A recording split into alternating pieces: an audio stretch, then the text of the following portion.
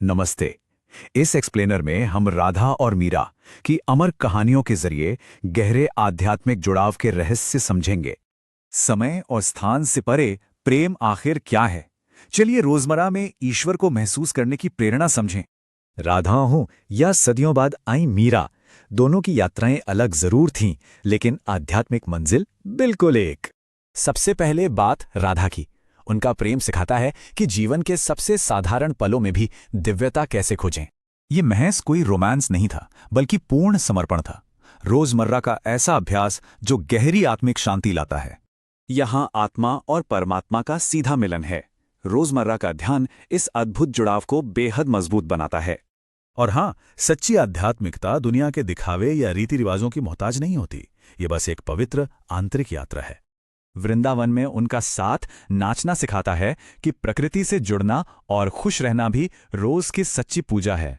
सबसे बड़ा सबक, सच्चे प्रेम में ईश्वर के साथ बिताया हर साधारण पल ही एक शुद्ध पूजा बन जाता है। अब बात सदियों बाद जन्मे मीरा की। उनका रास्ता एकदम अलग था, अटूट आंतरिक विश्वास और एकांत आध्यात्मिक भक्ति का। बचपन में एक मूर्ति से ही उनका आध्यात्मिक विवाह हो गया।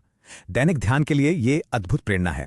इसे ही शुद्ध भक्ति कहते हैं, एक ऐसा गहरा आंतरिक अभ्यास जिसे ईश्वर की भौतिक उपस्थिति की बिल्कुल जरूरत नहीं। शाही विरोध के बावजूद मीरा आम लोगों के साथ गाती रहीं, भारी सांसारिक चुनौतियों के बीच भी पूरी आंतरिक शांति। जब विश्वास अटूट हो तो सच में जहर भी अमृत बन जाता है। यही आस्था की असली असीम ताकत है। कृष्ण हमेशा अदृश्य रक्षक हैं, ये मानना हर दिन की चिंताओं को मिटाने का एक शक्तिशाली मंत्र है। तुलना करें तो राधा पूर्ण समर्पण और आनंदमयी निकटता है, जबकि मीरा का मार्ग एकांत और मजबूत आंतरिक विश्वास है।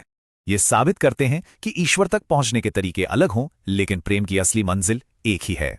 बड़ा सवाल ये है, इन रास्तों से हम रोजमर्रा के जीवन के लिए क्या महत्वपूर्ण आध्यात्मिक सबक ले सकते हैं? सबक साफ है, सच्चा जुड़ाव सीमित नहीं, ये जीवन को सीधे ब्रह्मांड की महान शक्ति के साथ जोड़ता है। आत्माओं का मिलन हो या मौन आंतरिक विश्वास, प्रेम ही इस ब्रह्मांड की सबसे शक्तिशाली और बांधने वाली ताकत है। तो अंत में एक विचार, गहरे आध्यात्मिक खोज में क्या मिलन का आनंद ज्यादा प्रेरित करता है या एकांत भक्ति?